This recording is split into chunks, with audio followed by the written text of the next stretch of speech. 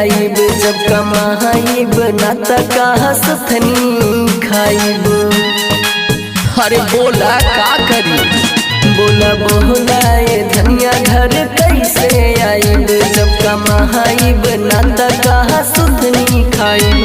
फेरो मौका मिली दोबारा हो, दोबारा हो।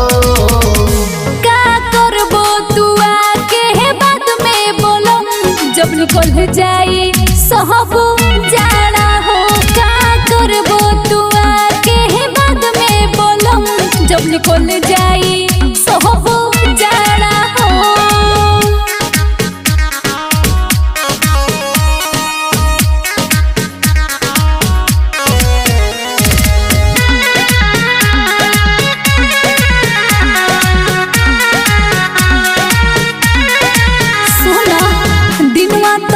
कहू कटिए हे जाता कहतो तो नई खेरतिया हो।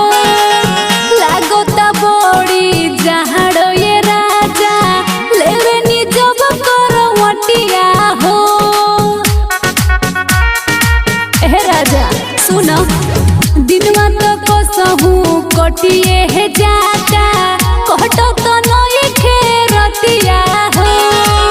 लागोता बड़ी जहाड़ो ये राजा लेवे निजब करवटिया हो। जब हमर कमी सतावे तकिए के लेला सहारा हो। का करबो तू आके बाद में बोलम जब निकल जाई सहब जाड़ा हो। का करबो तू आके बाद में बोलम जब निकल जाई सहब जाड़ा हो।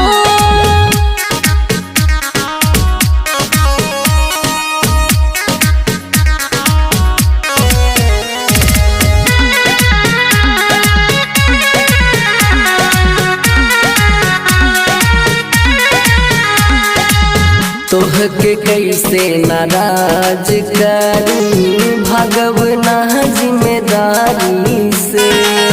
चुमली हो ए हो राजा ओहार कह के सहारी से बुझला।